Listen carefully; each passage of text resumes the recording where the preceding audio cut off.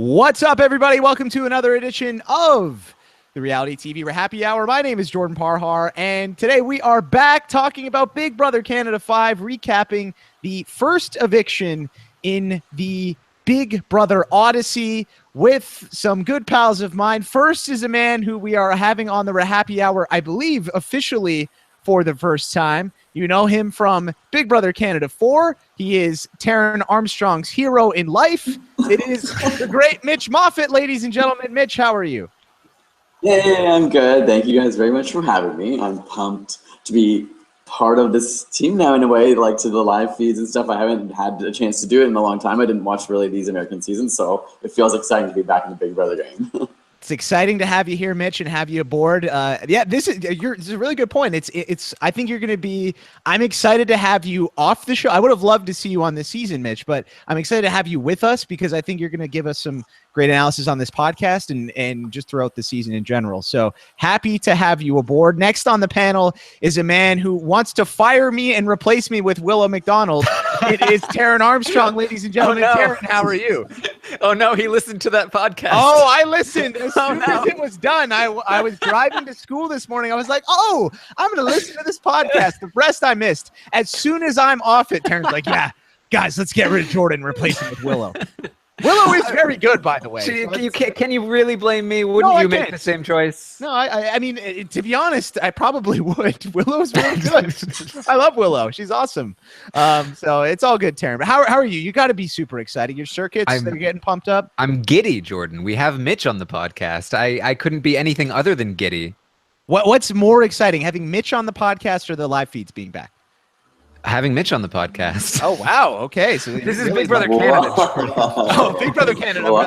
We just saw Neda get half of her game just like wiped away. So I'm super happy about that. Well, we will get into that. And next is a man who I just don't really have anything to say to. We just have been very passive aggressive towards each other lately. But I just want you to know I love him very much. It's Alex Kidwell, ladies and gentlemen. Alex, how are you? Screw you, Jordan. No, I'm just kidding. I'm doing well. I'm excited because Mitch is here. Excited because feeds are back. There's a lot to be excited about. Let's get into it. Let's do it. It's going to be a fun podcast, guys. Just to set things up for you guys, if you are new to the show, welcome. Thank you for coming aboard. We appreciate it. Not the BB Can Odyssey. Maybe we'll call this the RHAPpy Hour Odyssey. I don't know what we're going to call it this season. But we've got the chat room going on RHAPiswebsite.com if you want to chat with some people that are into this sort of thing about the episode and talking about the podcast and stuff. So if you want to go into the show page on RHAPiswebsite.com, you can see that there. You can go to chatwing.com/RHAPpy Hour to check that out. We are live on YouTube right now as well. So we're going to be taking your questions in the second half of the show. So if you want to get those in, you can tweet me. I am at Jordan Parhar. Use hashtag RHAPpy Hour, and we will get into those later on in the show. We'll also be talking about the live feeds later on in the show. But for the first half, we're just going to be talking about the episode, what happened in the episode, in case there's some people out there who do not want to know the spoilers. Okay, so guys, let's just jump into this. Let's talk about, there's a couple of really big headlines we can talk about in this episode. But Mark is evicted from the house. He's the first male in Big Brother Canada history to be voted out first. So that's kind of interesting. We have just a heads up for people listening to this. Rob Sesternino will be doing an exit interview with Mark tomorrow on the Reality TV RHAP-ups feed. So if you want to check that out, go to robiswebsite.com/RHAP-ups. But yeah, so Mark is out of the house. Mitch, what do you think about this idea that a guy like Mark, because I feel like we talked about this on our draft podcast, I feel like Mark was set up to do really, really well in this game and go very far, as this archetype usually does. What do you think the difference is in terms of him going home this season? Do you think it was just circumstance? Do you think it's him in particular? Why do you think he went home this week, Mitch? I think it's a mix of both. Like, I think I'm sort of happy he was gone because he feels that archetype that I actually find uninteresting, but they always tend to do well. So, like, they always end up in the showmances, but they're always, like, not that outgoing, and they're kind of quiet, but they're decent at challenges. So, I mean, he had the challenges stuff against him because he just looks like a physical threat, which is kind of like a funny thing in Big Brother, because I feel like so many of the challenges aren't actually, like, physically taxing, that still we look at like all these like buff guys and we're just like, oh, they must be so good at challenges, when mostly every challenge is just like stepping up a step and stepping down. Yet somehow it always goes back to that. But yeah, I feel like I wouldn't ever have guessed he'd be the first one. Both of those two would have been on the block, but I think it makes the game more interesting. That, you know, it's like going to show that probably this season isn't going to follow the same set of rules that many others do. And because it's not even a full All-Stars, it probably won't follow the rules we think that would. It's like a really interesting mix of like a halfway between those two types of games. And I think none of us really know what that means totally.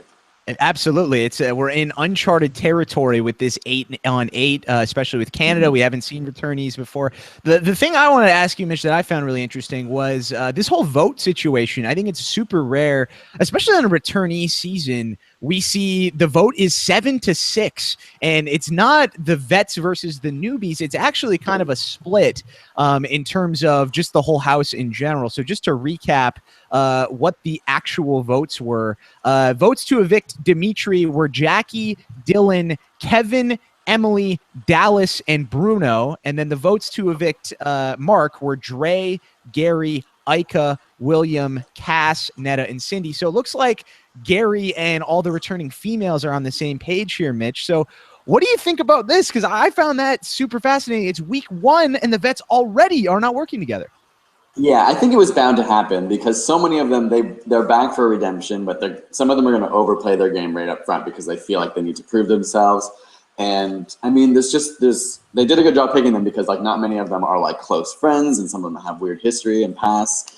I think it's interesting. It not only does it make for a more exciting show when it's a split vote so early, I think I'm curious to know if that was intentional on someone's part. Because I feel like in my season, I was like, I want split votes. No one stands to gain, or I don't stand to gain from an even vote where everyone feels safe and there's no line drawn and you can't play off of that. Whereas a split vote, people can use that to their advantage. I don't know, like, yeah, it would be interesting to know if somebody was like, hey, we actually don't want to tell those people because we want there to be a line of those are the people who voted against you and we're the people that are with you, which I think is a smart strategy if you can do it in a way that doesn't look like you're the one who did it. Right. Then you just don't get given credit on TV when that happens. Yeah, we know that. I'm sorry, Mitch. Unfortunate. So yeah, I mean, Taran, talk to me about this eviction because yeah, for me, I just again, I don't know what it like. What was more surprising for you, the fact that it was Mark that went out, or the fact that it was this split so early? I was definitely surprised about the split. You know, you look at Mark, you look at Demetri. I sort of said preseason that, you know, while Mark is the kind of person that would typically last pretty long, veterans are more aware of that fact, and they're going to look at him as somebody like, you know, he's the kind of person that's going to last kind of long. Maybe we don't want him around. And so it definitely seemed like that was part of the case. I assume we're getting to feeds, what little of it we've seen later. Yes, later. Yes. Later. So yeah, I mean, that was very surprising. And I like when we saw the first 5 votes to 1, I think it was, were for Demetri. I was like, Demetri's done. He couldn't be any other way. But then we saw the other vets swing the other way, and I was totally shocked.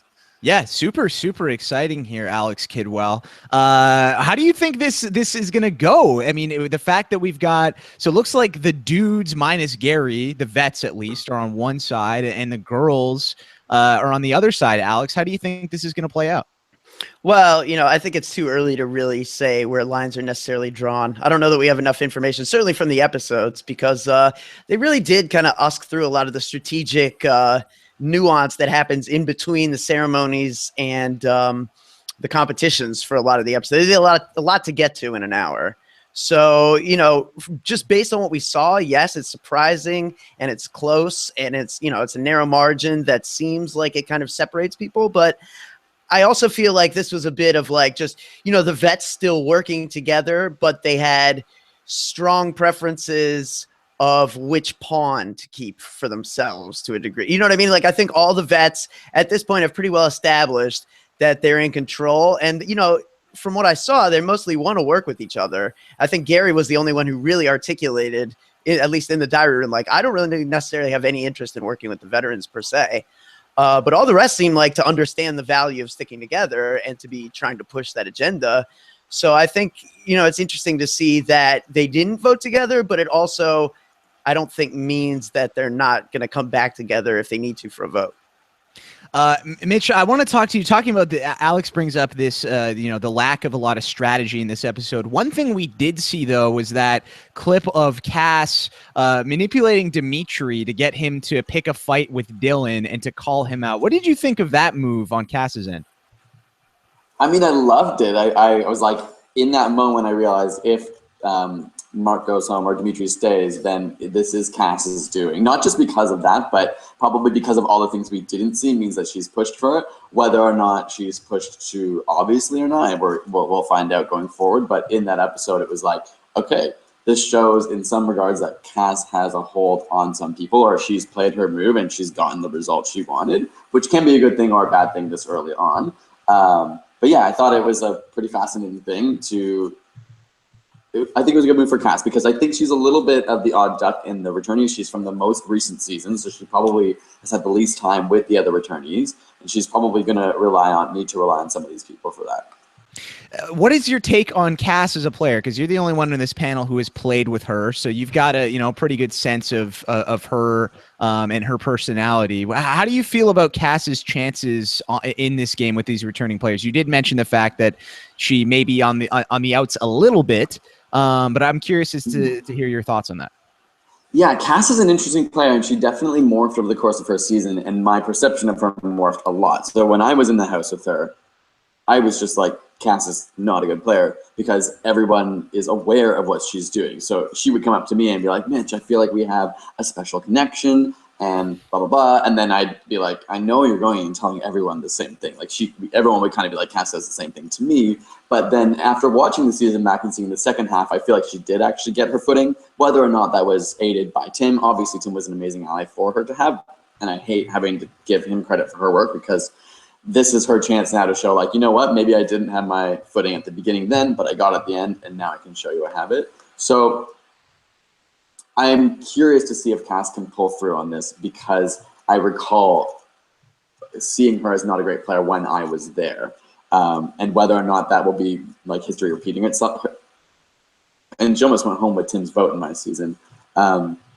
So I don't know. I'm just really curious about Cass to see how she'll do this season, based on my own perception, thinking she wasn't that great, but then seeing TV and being like, oh, maybe she actually did get really good at the end. Right. How do you feel about Dallas too? It's another guy you played with, and I thought Dallas had, in my opinion, I thought Dallas had a great night. Because we barely saw him on the show. We only saw him doing his characteristic, his normal thing of Arissa the Rocket. That same thing he does. Yeah. I can't do a Dallas impression, but he does Arissa the Rocket. Yeah. Oh, that's not that good either, Alex. Good try. We just say Rocket.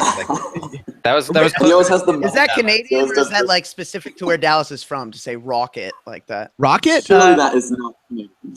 Yeah, I don't know. I think that's just maybe it's an East Coast thing. I'm not 100% sure. But Mitch, what do you think about Dallas being back? Because I think a lot of us were surprised to see him on the show.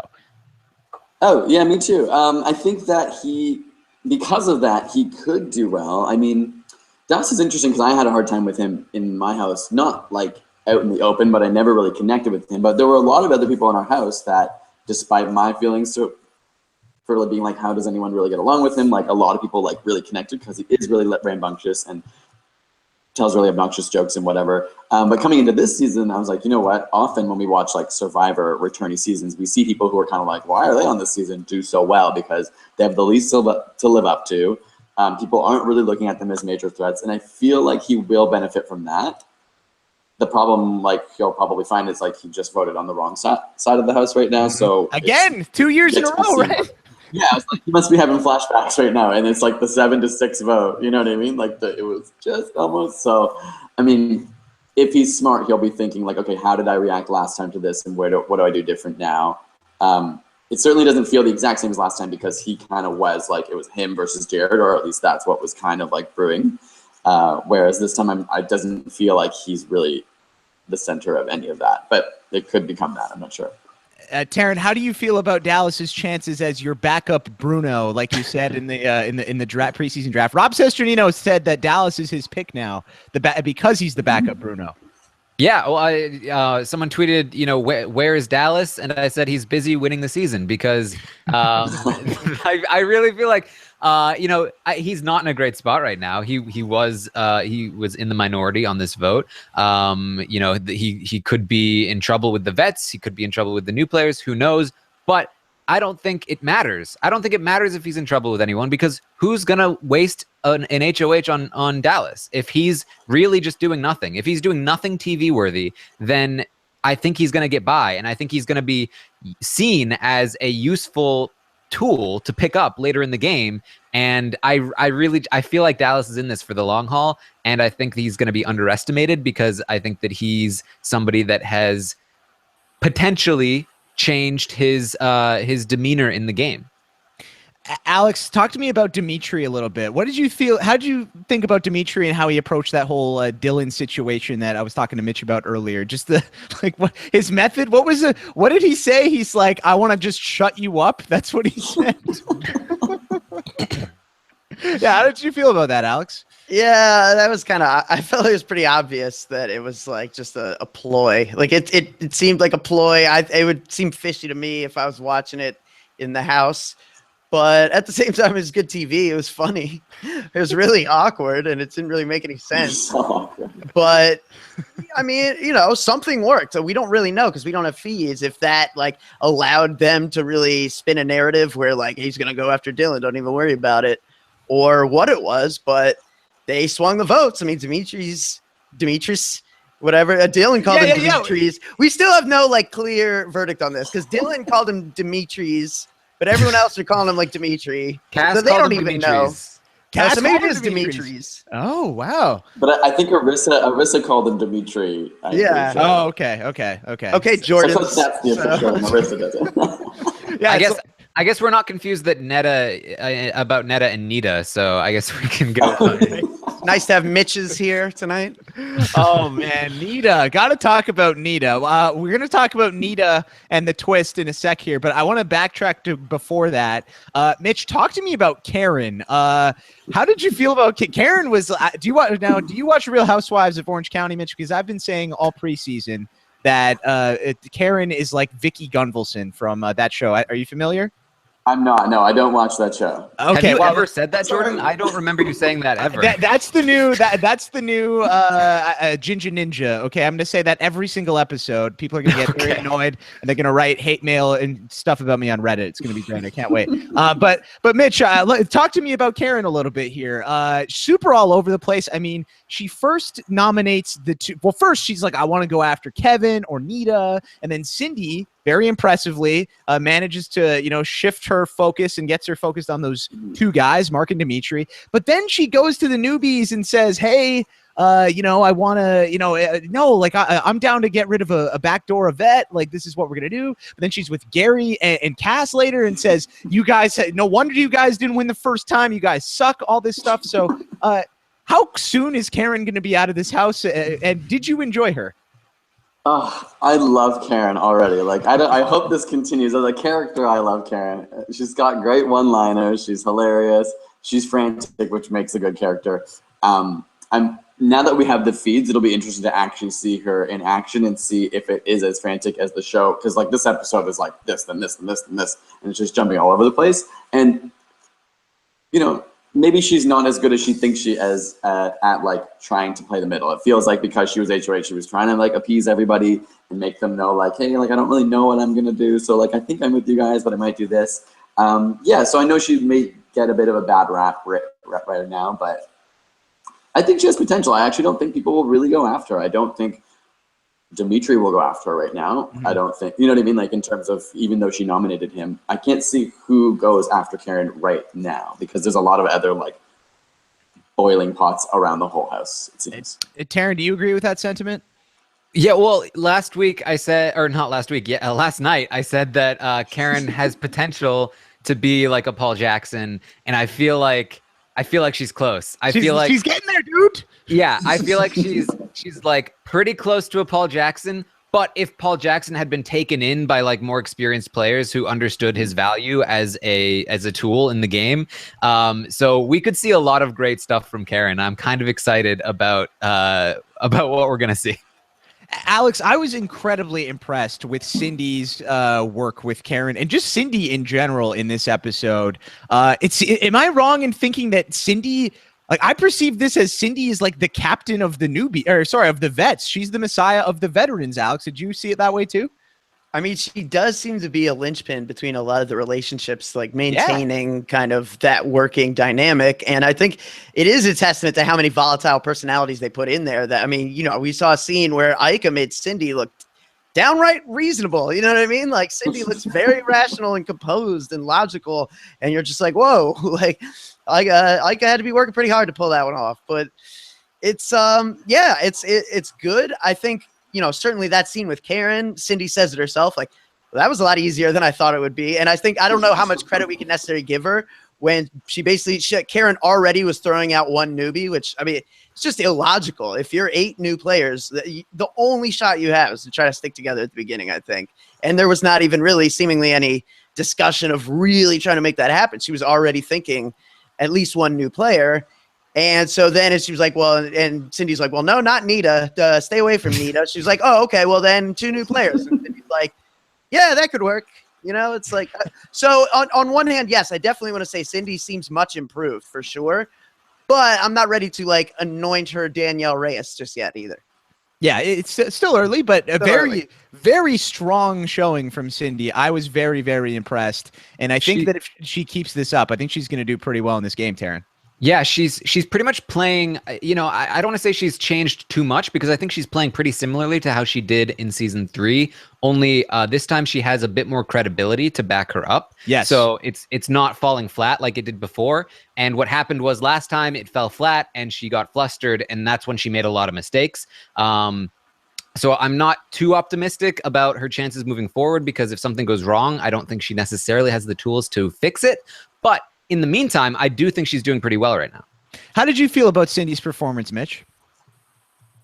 I liked it. I think now that, like, I didn't love her first go around, but I think she's even, like, actually thought about that maybe more than some of the other vets have who seem to kind of be carrying back in the same traits. And like you said, she seems a lot more calm, cool, and collected. Whether that lasts and whether she tries to be a bit more manipulative, or maybe the first time she was all with her shtick, Cindy with an S. We didn't hear that once from her tonight. And I think that's a sign that she's like, you know what? I don't need this perceived as a good player who's on this game. So that's my perception with the little information that we have. But I'd also like to say, I don't know about the newbies sticking together. I just feel like if you're a newbie and you try to make a newbie alliance, it's just a really offensive move compared to if you're a vets, it's a defensive move to be like, the vets have to stick together because they're going to want us out. So I would say if I was a newbie in this season, I would be the one who's like, take me, I'll do what you want. Like, I'm the person, I'm not trying to, like, coordinate anything. I'm not over strategizing, because the vets can get away with strategizing immediately because that's what they're known for. But the newbies, if they strategize too soon and too openly, it comes off as like, oh, this is like someone who's trying hard. They stand out like a sore thumb. And so I think it is a better, it sucks that like the newbies just kind of have to submit to that, I think. But the vets, you know, you'd rather be their pawn in the beginning and wait till they start to crack and then just use that, I think. Yeah, I think there's a reason that the regulators are like one of the worst alliances ever because they all just went out in a row. I mean, like that kind of, it's like, it's no offense to them. It's just like when you get all the newbies together and you're all, well, not all of them, but most of the newbies together and you try to make this army, it's so hard to make it work because those vets just have an advantage. And, you know, if you're in that minority, odds are you're not going to make it super deep in the game. If you're Karen, buys her favor with the vets. And like you said, Mitch, I don't think she's really a threat to anybody right now. So I as much as, you know, a lot of people are like bad move going after, you know, the 2 newbies at the start. I mean, for her, I think she's got to look out for number 1, which is herself. So I'm excited to see how she maneuvers with things. Let's talk about the twist here, Mitch. I don't know, the time warp, whatever we want to call this, I guess, which Neda has won, which, by the way, when Arissa was on when she first announced there was a twist, Neda looked like she was going to die. Did you notice that, Mitch? Like, Neda was just... Yeah, she was literally like, just like, it looked like her face was melting. I was like, no, Neda, like, keep it together. You're getting this. It's going to be okay. Yeah, exactly. So funny. What did you think? What do you think about this twist for Neda? Because, I mean, it's great in that she's going to be around for a while, but I don't know if in terms of like her winning, you know, I know Taran and Alex talked about this last night. I mean, it's definitely something that people can point to on her resume if she gets to the end of the game as a knock against her. So how do you feel about this for Neda? For Neda, I mean, I don't think if she makes it all the way to the end, I don't think like her reputation already precedes her. Like people know she's a good player, and I don't think it will hurt her. But as a twist, I hate it so much. Like it's such a bad twist. It was almost like production was just being like, yes, we want to save a vet, and we're just not even going to try and hide it. We're just going to, you know what I mean? Like the vets all have inbuilt audiences and other alumni who are going to push for them. Like, of course a newbie can't win this thing. It's to save a vet. And I thought at first, okay, there's going to be, Arista kind of made it sound like there might be a downside to it. Like, I was like, oh, maybe she has to like go into sequester until jury, or maybe didn't find out if she just had that power, and then when they tried to vote her out, they found out, because then it can't be used against her in the same way. But now she just has like this unlimited power in terms of she can be as aggressive as she wants, which is something that is really hard to do when you're in that house, because everyone shares everything you say. You have to be really subtle in the way that you actually talk to people, but she can literally go up to someone and say, like, I want this person out, and not be afraid that that person gets told and then everything gets flipped on her. So as much as I love Neda, I want her to do well. I'd almost just rather her do well without it, and I'd rather her go home if she can't do that well. You know what I mean? Like I don't really get this twist, but whatever. I guess it's Big Brother Canada. What can you do? Right? It's Big Brother Canada. This is what they're gonna do and throw at us. I think I'm in the same boat, but I'm at the point in my life where I'm just like acceptance. You know, this is what we're gonna get. I'm just gonna accept. These are the twists we're gonna have to deal with. This is BB Can. There's going to be some stuff. It's not fair, guys. I'm sorry if you're listening to this podcast. There's going to be times during the season where this happens again. Just prepare yourself. This is not a fair game, Taran Armstrong. Well, this is an interesting one because normally the twist is like, oh, it's not fair, but at least it did something that probably most people like.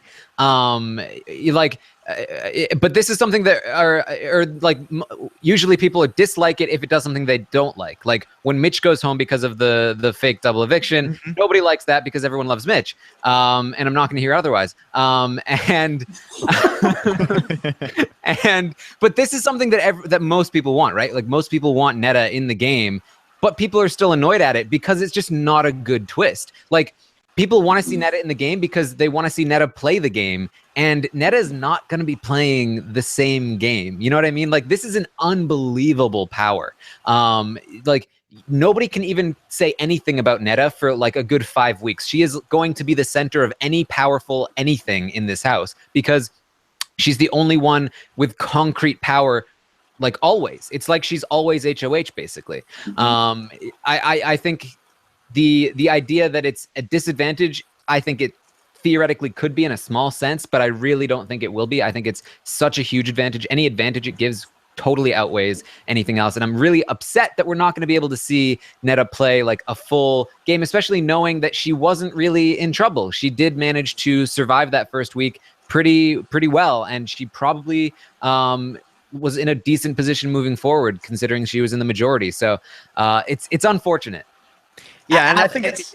I was going to say. Go ahead, Alex, and I have a question for you. Okay, I think it's pretty glaring when I'm going and I'm finding some of the like new house guest Twitter accounts that are being run by family and friends and stuff like that, and I'm seeing what's going on there. And so I found Mark's, and I'm seeing like, oh, I wonder if he's, they've tweeted like good try, Mark, or anything about how he's been voted out, and nothing about that yet. But it is Mark's roommate running it, and the last thing tweeted was like, go vote for Mark for the new power. And your first thought is like, oh, that's adorable. You know what I mean? Like, you have no shot. This is not fair. Of course it's not fair. You never like, yeah. Sorry, bud. Alex, did you see Dylan like when Arissa announced the she's like, yeah, so we have a twist, and Dylan's like, yeah, give it to me. I'm like, dude, so please. The boxing community came out in force. I just know it. All 200 of them. Yes, they all came. There's 200 of them, and maybe 5 voted. Sorry, Dylan. Nice guy. Yeah, but, they were busy like fighting in an igloo somewhere. Somewhere in the frozen tundra, like the hardest place you guys have up there. Yeah, up in Nunavut. After ice fishing. Yeah, that's where they're doing it, way up north. Mitch, is this which twist is more powerful? This or Britney's coup d'etat secret power from the have-not room in Big Brother Canada 3? I feel that this is. I mean, because the coup d'etat. I mean, could she have used? What were the rules around when she could use that? I kind of forget. She only used it. She could use it at the one eviction, I think, and that was it.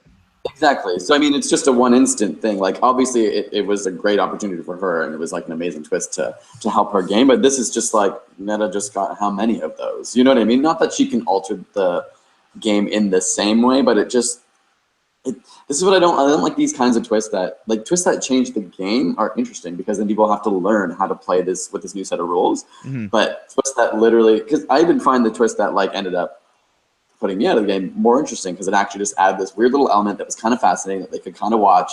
Yeah, it ended up sucking for me, but at least like bringing someone back is an element of the game that you can learn about and figure out. And I should have known like someone could come back, but this, I don't know. Maybe there'll be some interesting television from it and some interesting things to talk about strategy-wise as we go forward. But it just feels like, oh yeah, you just like gave someone like this weird power and made it so easy for them compared to altering the structure of the game, which I actually just think is more interesting because then everyone's trying to be like, how do we deal with this? What do you think is more likely to happen, Mitch? Do you think we're going to see there's more of a chance that Neda kind of overplays things and goes like super hard now that she's safe? Or do you think she's going to just chill and do nothing and just go to sleep for like 4 weeks? I don't think she'll chill. I mean, she's a good player and I think she's smart. It's her time to really establish her base before it gets to the point when she can't use this anymore. Like the opportunity now is to, like, that is the objective in this game is like assimilate power first and then like abuse it. You know what I mean? So you have to take time. It takes time to establish relationships, show people you can vote with them and that you're not lying to them. She has no reason to lie to anyone now. So she will always be able to be honest. She can establish those relationships. And then when the time comes, she can have that sort of group around her that she says, like, look, I've been working with you this whole time. You know I have. I think that's like her best move. Whether she plays that really aggressively or not, I'm not sure. But I think that's the smarter way for her to play it. And that might mean being very open and candid about the way she is playing as to not seem sketchy to people. All right. We talked about it last night, and like the biggest thing here, it's just so key, like how you can still vote, how different this is from the Big Brother 13 Golden Key thing that Danielle Donato and Portia and them got. Because, I mean, you saw Neda's reaction when Arissa explained that part, too. It's huge. I mean, because the problem there was, like, they could kind of, like, discount those players. Like, nobody had to talk to those players strategically because they're removed from the game. Like, they don't even have a vote.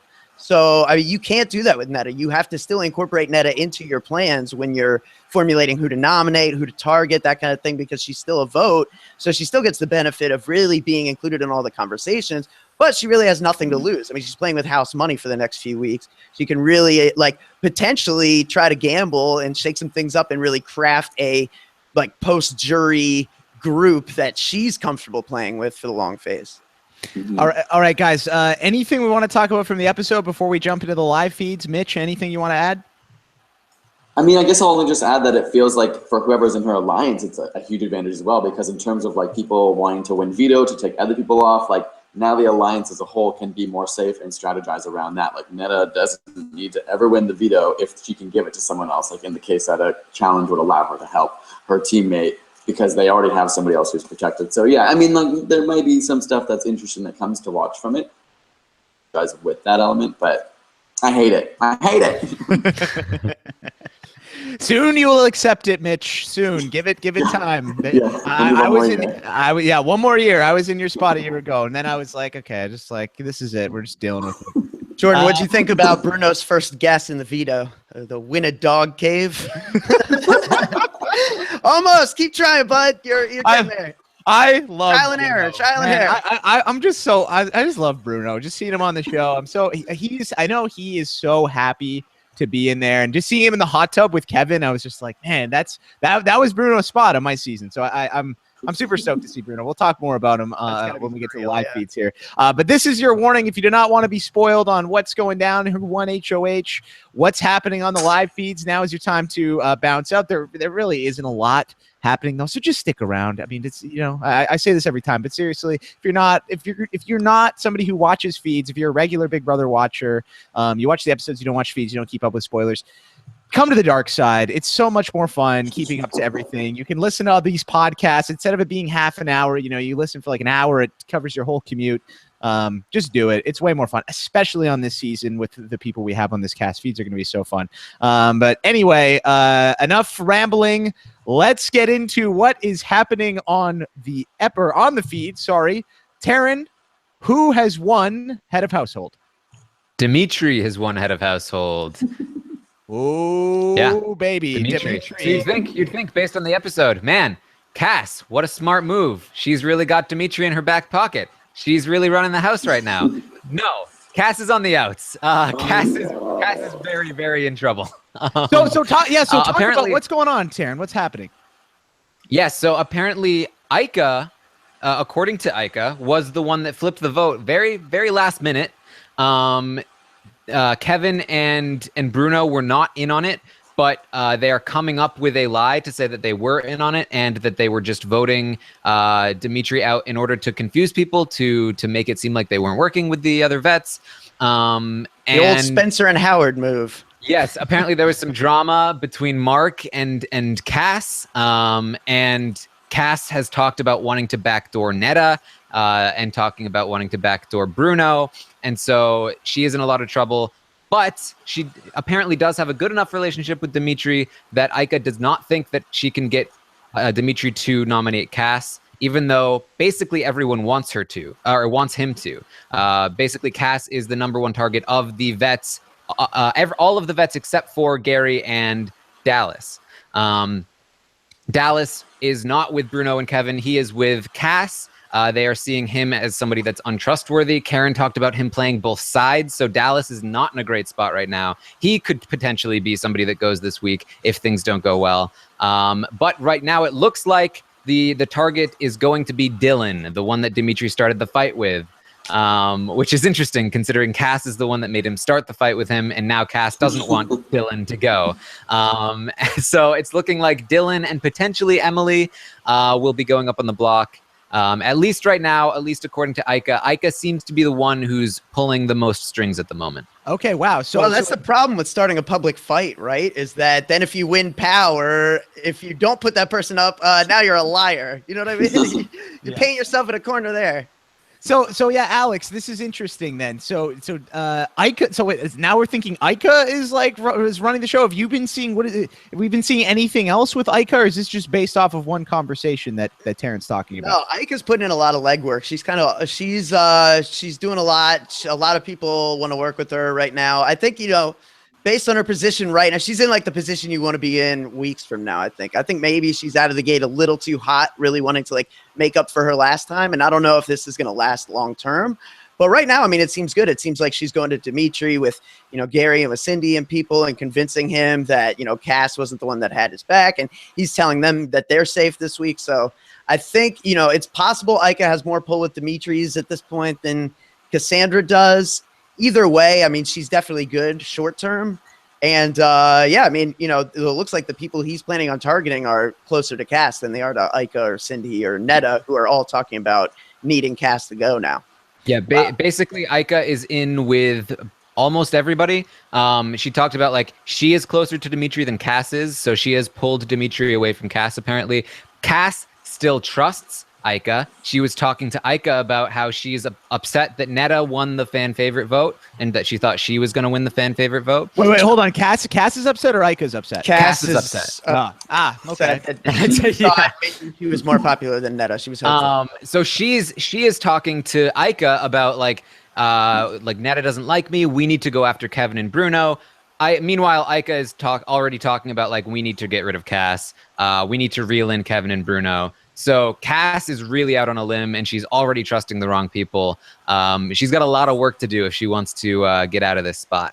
Wow. So lots going on here, Mitch. Already, I mean, the vets are at each other's throats. So what do we make of this already? I feel like the newbies are in a really good spot.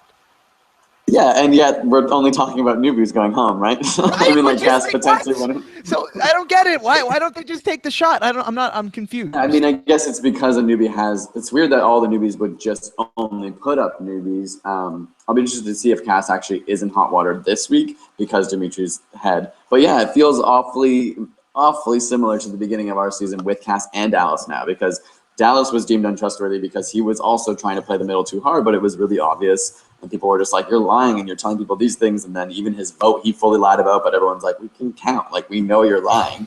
And then Cass was kind of the same, where everyone was like, okay, we see her going around, talking around people. Like, I don't know that she fully understands, especially with this group. Like, if you're going to say something, it's going to make its way around. And so when you say things, you have to say them in a certain way. And like saying, I want to backdoor Neda when you are not the HOH or you don't have a solid alliance, or saying you want to backdoor anyone, it's like, don't use those words ever unless you're like, oh, we're in our, like, we're 5 weeks in, we have such a solid alliance to 4. I could tell you guys this, and I'm HOH, so that's my, you know what I mean? Like, I'm just so surprised that she would go that hard, that fast, and even, like, you can't trust anyone yet. It's so early.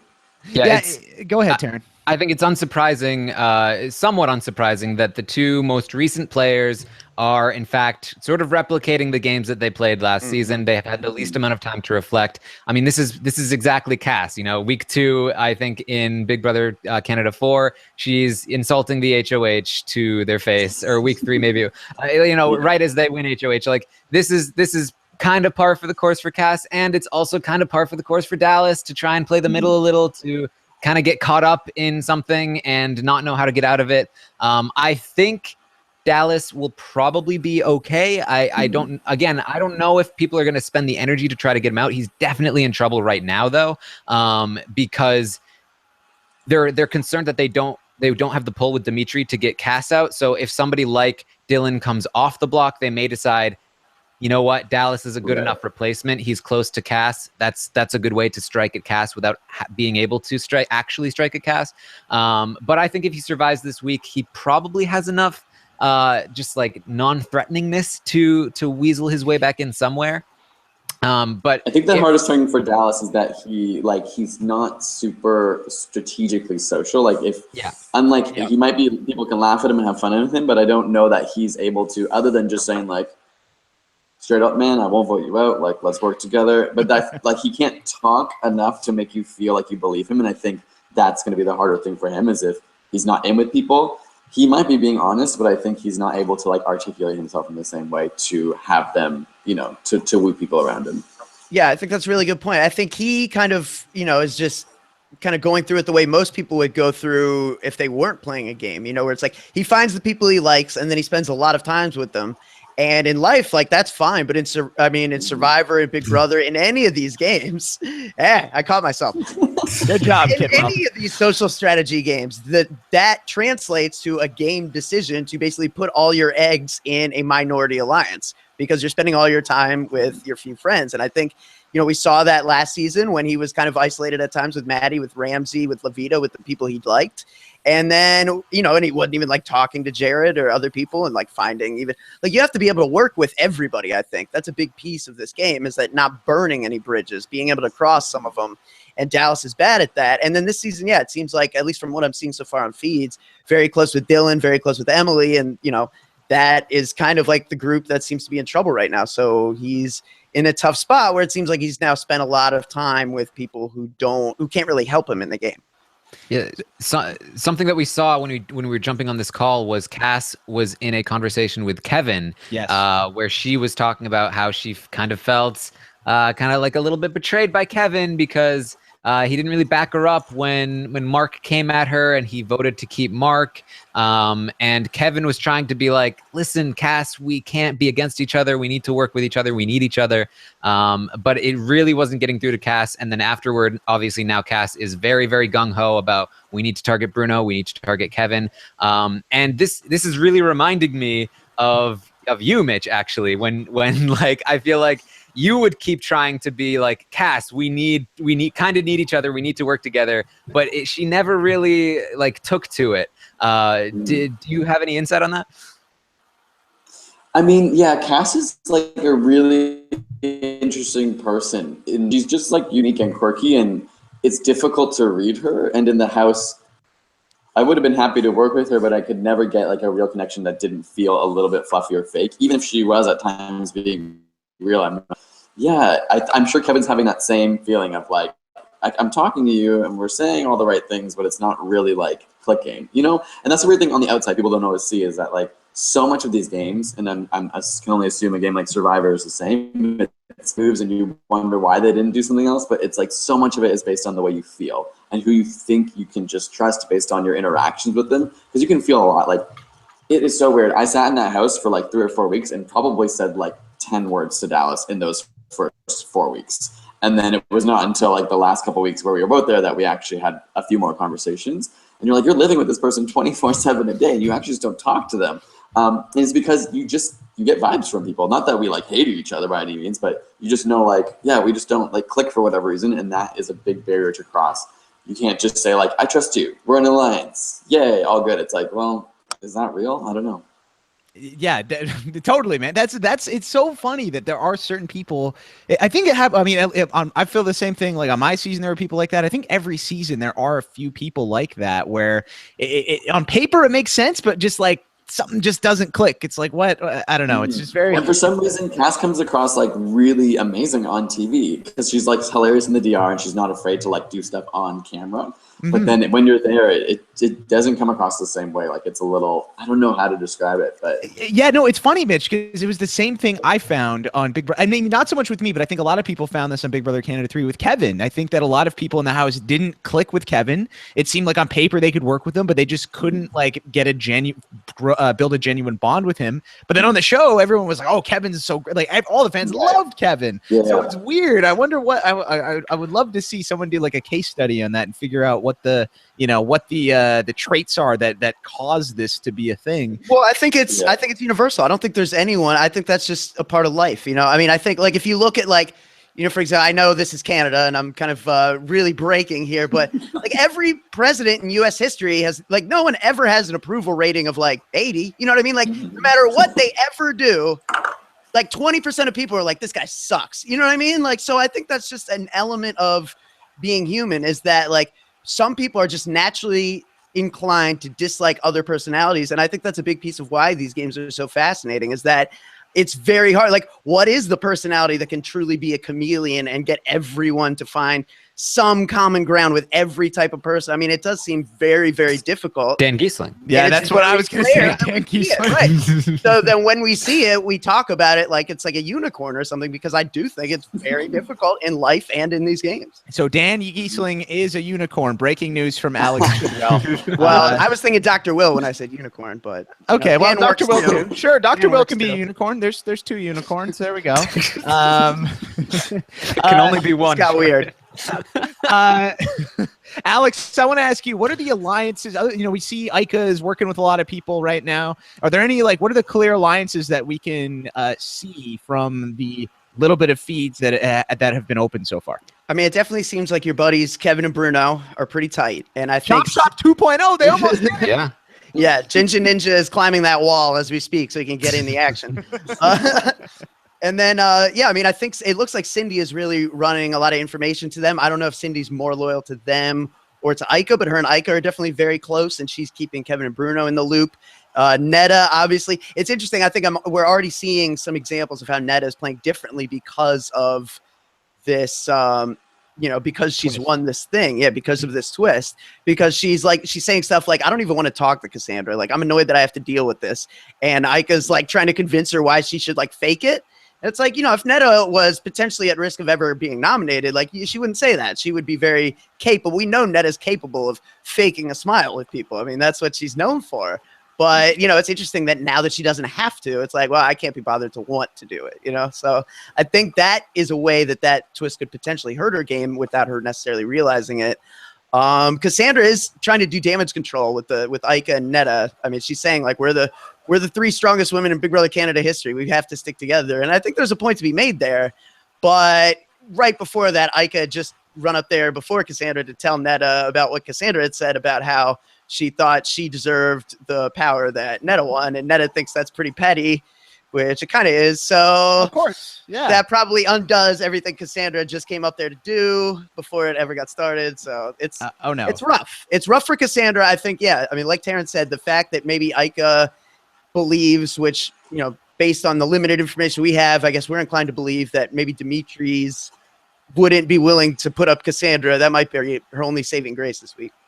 I'm super fascinated to see how this Neda versus Cass thing is going to turn out. Yeah, clearly there's going to be more tension this season. It's just going to continue to grow, I think, until one of them gets voted out. Mitch, I want to ask you quickly before we get into the questions, thoughts on the season 3 alliance that is forming. Do you think that the vets are going to get worried that the menage a trois or chop shop 2.0, whatever this becomes, do you think that's going to be a thing? Because if I was in there and I saw, hey, there are 3 or 4 people or whatever, the most people are from X season, I'd probably want to go after them first before other people.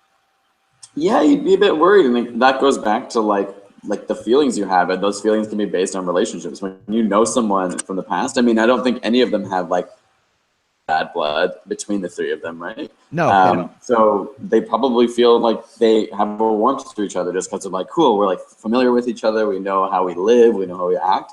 I could definitely see the others, and because these like returnees, these vets, I think they all want to play really hard. I think that they will be shifting and morphing. I just have this feeling like these alliances won't really hold strong for that long. Voting blocks, Mitch, is that what we're going to see? I think, but I guess I'm not sure that voting blocks can work as well in Big Brother or not. We'll yet to see, but yeah, it just feels like it already. I mean, Cindy voted on the opposite side of them, and whether or not it sounded like from the live feeds that I saw, like she had lied to them just moments before she voted, like they didn't want to tell them that they were switching votes. So surely now there's like a bit of distrust and bad blood between those 3, and however far that carries, we'll find out. But yeah, I mean, you'd be worried about it, but it's hard to know if people will specifically hone in on those 3 over anyone another else. Group that will maybe form as a true alliance. That's a trust cluster, Jordan. They can vote with separate voting blocks, but then come back together as a trust cluster. Got it. Yeah. Okay. I can't be sure, but I think I heard Cindy say that she told Kevin like right before the vote, because she was sitting next to him, maybe that the vote that she had switched her vote potentially. But I think she found out very late, so she was telling Kevin and Bruno like, "I'm sorry, guys, like, it happened so quickly." And I think it happened like we have no time. We have no like knowledge of how close the eviction had actually happened. I mean, we had no feeds, but I did. When Cassandra went up there and she's trying to do some damage control, the first thing Neda says is like, I need to know before, like longer before the vote next time. That was too stressful for me. So I think that's probably a factor here, is we don't know how close this happened before eviction time, but it might have been right before. Do we know like why? Like why did this why did this flip again? Just to remind me, does anyone remember this? Certainly the narrative on the episode was Cassandra put her foot down. Yeah, so that's why? Because Cass and Gary? It seems as though, based on what Ika is saying, that Ika was in fact the person that decided, you know what? I have more control over Demetri than Cass does, therefore I want to keep Demetri. Okay. She told Dre to change her vote, and Dre did so. Apparently Ika is close enough to Dre that she could make that happen. And so Ika sort of at the last minute decided, yeah, we're keeping Demetri, we're flipping this vote. She was like, guys, I promise I've got this on lock. I've got Demetri, we've got this. It seems like Ika and Neda are like a tight pair. Yes.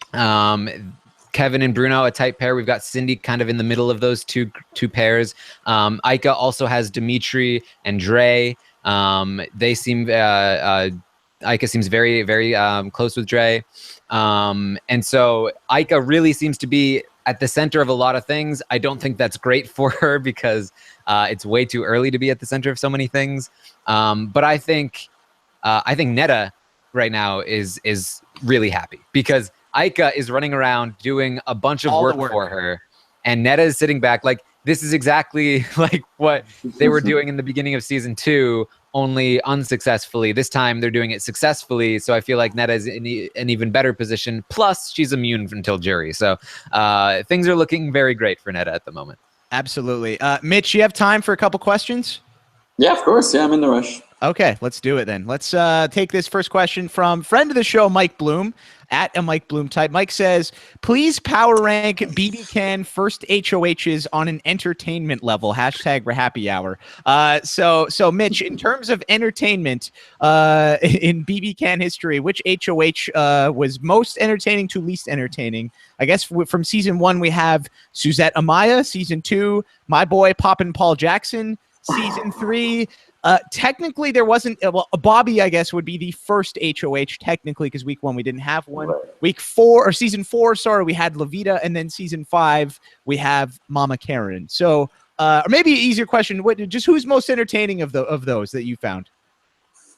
Oh gosh, I mean, it's hard to evaluate my own season just because I was in it, and it was not that entertaining when you're in it. You're just kind of like, Levita. I love Levita, but at the time it was like, oh my god, like she's on another level sometimes. But yeah, I feel like all this. It's so many good candidates. Like They're all good. Pop and Paul and Suzette both had some pretty intense weeks as well. I mean, one of the more stable, even though she was like jumping all around. It seems like she actually like nothing has been backfiring on her. So I guess my vote to win is Pop and Paul. Pop and Paul. I'm also on the Pop and Paul train. Alex, are you on that train? Yeah, I think I have to put Paul 1. I think it gets interesting after Paul, potentially. So who would you have after that, Taran? It's okay. This is the definitive ranking right Got now. it. Okay. It's Paul, Karen, Suzette, Levita, Bobby. Okay. I might switch Suzette and Levita, but that's the only issue. Yeah, I think I would switch Suzette and Levita as well. I thought Levita was super entertaining. I think Levita was great after week 1. I think her week 1 HOH was one of her weaker in terms of entertainment. I think if we had feeds for week 1, that one would have definitely gotten a bump. That is that is one thing I will say that I have Only not. Mitch can tell us what happened that week that Paige Dostransky was lost.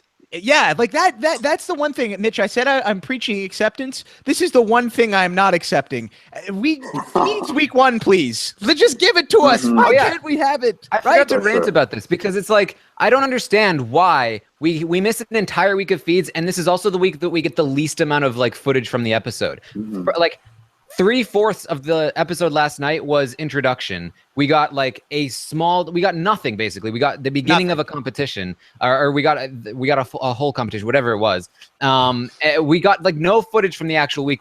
So basically we fit an entire week into one episode, and we saw none of. That's the one episode that we see no live feeds from. It makes no sense, and it felt so rushed, and like even the editing was just like all over the place. It was like the ending of the episode was just like, it just ended. Oh, I didn't even like.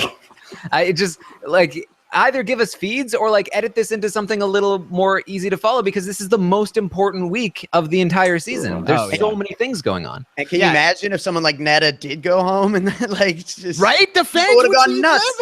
Could you imagine, Mitch, if everyone voted for Neda for this twist and then she's out before she even gets it? I mean, they would have burned down Twitter. It would have been terrible. Yeah, and we wouldn't have found out why either. We wouldn't have seen any reason as to why she was gone. No. So okay. Because for me, Mitch, like there must be so many things from season 4 that we missed with the lack of feeds. Because one of my the best moments of the season, I felt like were that first week for us. Would you feel similarly about that?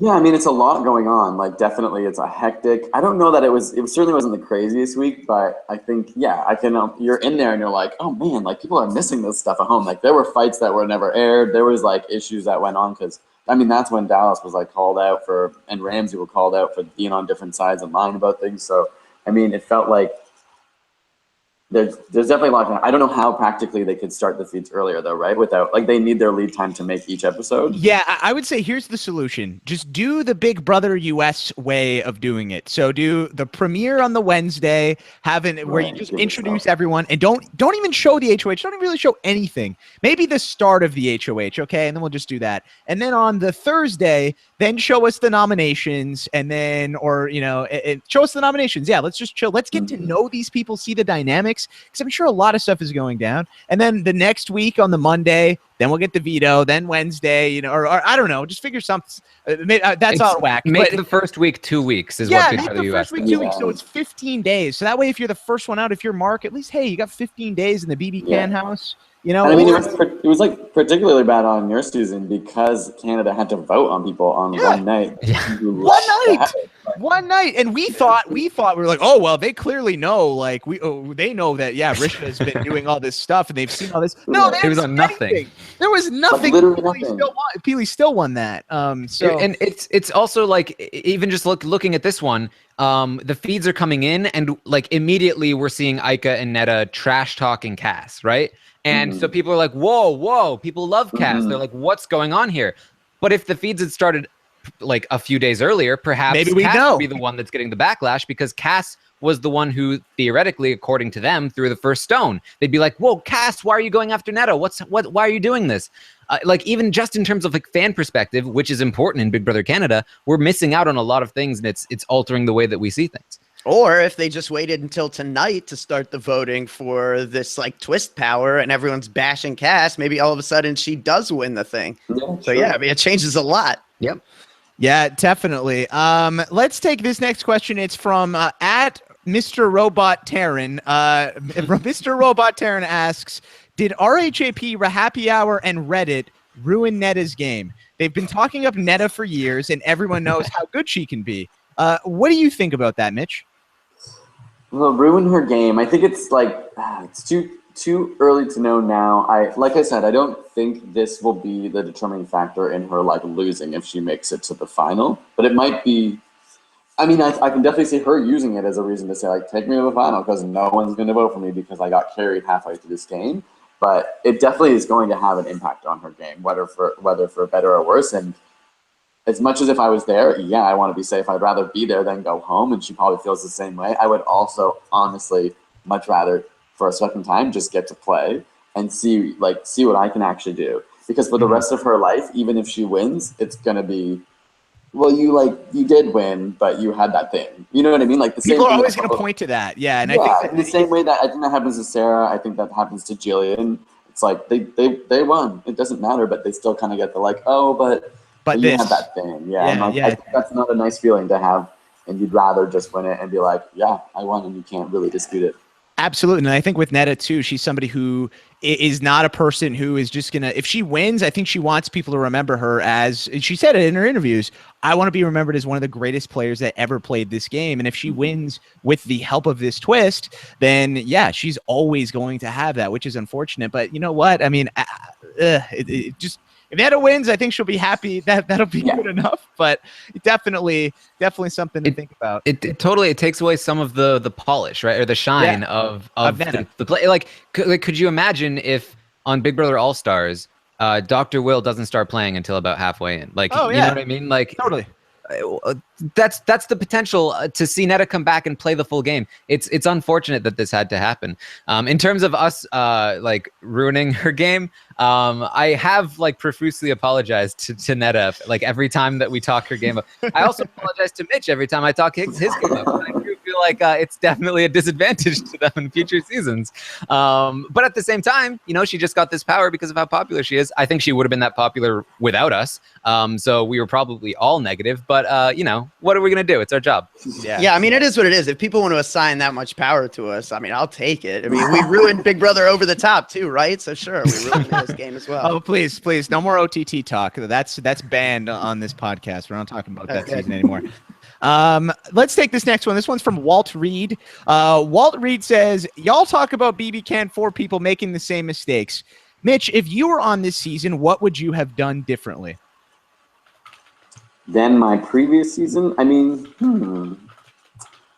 I've thought about that actually, because I'm like, I don't know. To be honest, okay, here's the thing that I've learned from my first season. I liked to think that I was, okay, I'm playing logically, I'm trying to play and work with people who I know I actually am a benefit to their game, and so I don't have to go around lying necessarily. I can speak to them logically and say, like, here's why we should work together, and it makes sense to do the thing that I want because you should also want it. But what you realize pretty quickly, especially with newbies, maybe it wouldn't be the case with the vets, is that like not everyone in there can actually see what is best for their game. And I know that sounds really like narcissistic, but like there were people at times when you're just like, I'm not trying to trick you. Like I actually genuinely believe this is the better decision for you to make. Must be maddening. We want it's like Raul. Yeah. Yeah. Oh yeah. And even the brothers, for example, like there was a time when I was just like, just look. Like, and yeah, Raul's a perfect example. Like, I literally was never going, like, I would go to the end with you because I would beat you. You know what I mean? Like, I don't know. It's just, I think going in again, I would probably be more aware that I can't just rely on that as a strategy because it would work on me. If someone had that strategy on me, it would work, but it doesn't work on the wide variety of people that are casting the show. And so the sooner you can be aware of that, better you can be at predicting other things that are going to happen for people who don't behave like myself or other people. Right. I think Jordan also has experience with that. Yes, I totally do. Absolutely have experience with that. And mind you, I wasn't saying like, please save me. And then I didn't know I was getting voted out. I'm sure even if I knew I was getting voted out and I was like, yo, like, you know, Cindy, maybe don't vote me out. I still don't think that would have worked. Maybe, who knows? That was just as much my fault though, too. That's a long story. We'll save that for another podcast. But let's, yeah, I will save this. We're saving it for another podcast. We're talking BB Camp 5. Come on. No, now. I just mean that podcast is never coming. One day, mark my words, we'll get the Jordan Parhar retrospective. I'll interview you guys. Can interview me. How about that? We'll do it on the table. I like it. Okay, we'll do that. That'll be fun. That actually would be fun. I will enjoy grill you, Jordan. Oh, I can't wait. It'll be great. But no, Mitch, from my perspective, I would say, I mean, that's totally like that's a huge thing. Is that I think. You kind of have to meet people where they're at and understanding where people are at. But I think if you were to play with returning players, I think most of them would be able to figure out where you're coming from when you're offering these sorts of deals. I think that's probably more of a newbie season thing. That's just my feeling on it. I don't know.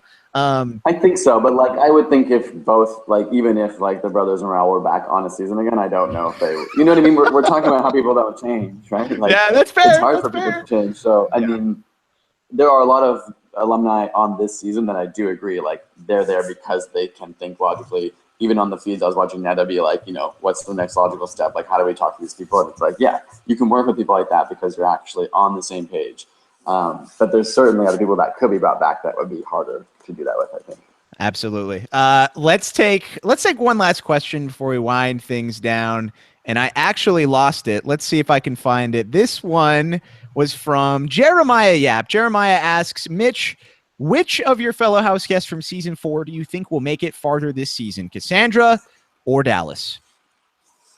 Actually, that's actually tricky. My instinct was like, oh, well, now I think Dallas. But as you guys said, like if Cass is an option for Demetri, then Dallas might actually be that backup, like backdoor option. So I don't know. My prediction was that Cass would have a tough time. If she can get her footing for a little bit, I think, and the game can shake up a little bit more, she might be able to go far again. But it's not looking good for her. And knowing how her first half game before was the last time around, I think she won't make it as far. I think Dallas will be able to kind of go under the radar and just become a soldier for somebody else if he can realize like that's what he needs to be right now. All right, and Mitch, I'm going to try to do this. I'm probably going to forget, but I want to try to do this every week that I can.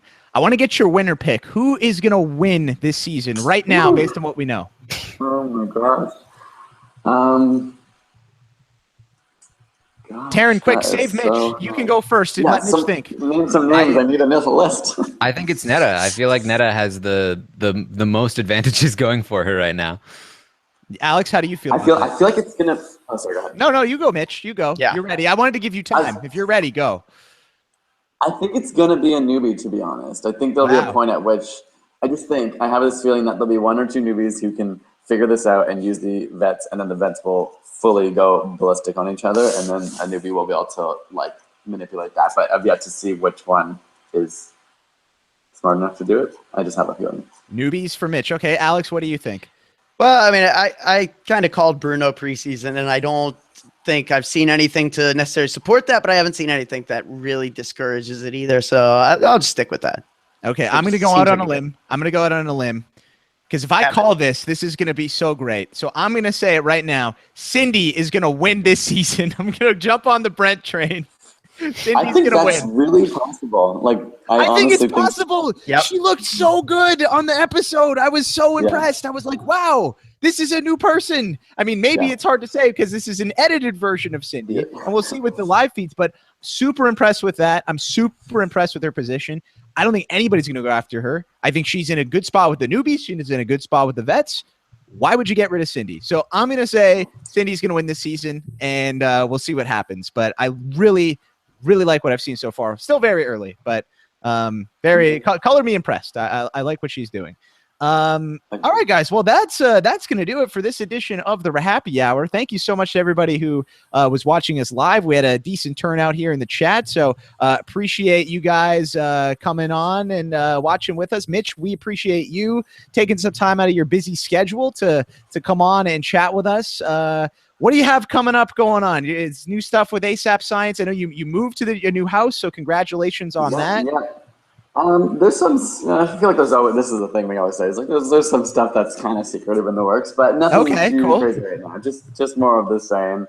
I was telling Alex we'll be in LA next week, so just lots of traveling and work stuff. But hopefully things that actually come to fruition one day. You know, all those sorts of things that you're like, hopefully this will be a thing. I hate saying things before they happen because I just hate when people talk about things that are going to happen and then they never happen. Yeah. No, Mitch, you're doing great with everything you're doing. You can find Mitch on Twitter. He's at Mitchell Moffit. You can, of course, find him on YouTube as well. ASAP Science. You got ASAP Thought as well. You have any other YouTube channels that I don't know about? None that I want you to see. Okay. I think this one was on ASAP Thought. The one video that you guys made about what to do if there is like a nuclear warfare breaks out. That was great. I really liked that. I was like, oh wow, I really am not prepared for this. So I bought a radio and everything. So bought a radio. Yeah, good. So thank you, Mitch. I appreciate it. Glad to have been of use. Alex Kidwell, any final thoughts?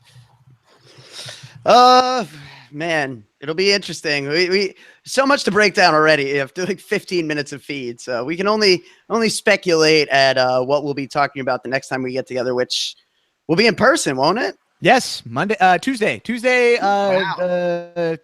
I want to say is when we're getting together. Yeah, so Tuesday the 21st, we will be getting together in New York.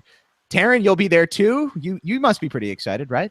Of course. I'm always excited to talk in person. Yeah, it's gonna be fun. I'm very pumped. Who's gonna? Are we gonna do rock paper scissors for who takes care of Alex this time? Or is it gonna be you, or is it gonna be me? Brent's not here, so Brent can't. Nobody needs to take care of Alex. Alex can take care of himself. Thank you. I mean, I feel like we're already at a disadvantage because there's less of us this time. Maybe we can get Lita to help out.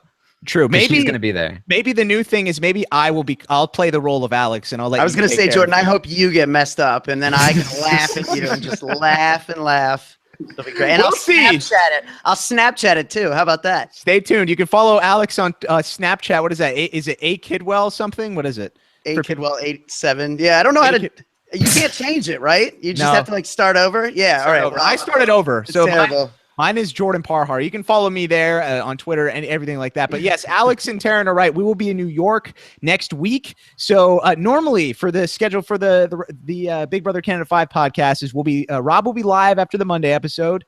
I will be live after the Wednesday episode and the Thursday episode. But because Rob is going to be traveling on Monday, there's no episode with him hosting on Monday after the episode. Instead, he'll be hosting an in-person episode in New York from Podcast House with Alex, Taran, and myself. Might have some other guests there. So that should be a lot of fun. Also, we had a contest for people who wanted to come to see that taping of the show. Keep an eye on your email. If you get an email within the next 48 hours, you have won. I haven't had time to do the actual draw yet. So if you have, the deadline is done, you can't apply anymore. But if you have sent in an email, I have got those emails and I will be in touch with you very shortly to let you know if you will be able to come to that taping of the podcast. So it should be a lot of fun. Also, live studio living room audience. Yeah, it should be really good. And don't forget to check out Rob's exit interview with Mark. Again, that'll be dropping tomorrow morning at some point on reality TV RHAPups. So robiswebsite.com/RHAPups. If you want to get that show and subscribe to it, you can subscribe to that and you can get every episode of the RHAPpy Hour as well. Okay, guys, I guess we need a hashtag for this episode. Do you guys have any ideas for a hashtag? Anything we talked about? Maybe Demetri with an S. That's already his name. Oh, I see what you're saying. Never mind. That took me a second. Okay, well, I think that does it then, right? Demetri with an S. Let's do it. All right. Okay. So with me. Okay. All right. Well, that is going to do it. Don't forget to follow Alex on Twitter. He's at Alex Kidwell. Taran is at Armstrong Taran. Again, we'll be in New York next week. Brent and Melissa will be taking care of the shows on Wednesday and Thursday, so be on the lookout for that. Should be a lot of fun, and we can't wait to see what goes down on these live feeds. It's going to be a very exciting week 2 in the BB Can 5 house. All right, guys, that is going to do it for Mitchell Moffit, Taran Armstrong, and Alex Kidwell. I'm Jordan Parhar. Hashtag Demetri with an S. We'll talk to you soon. Take care. Peace out.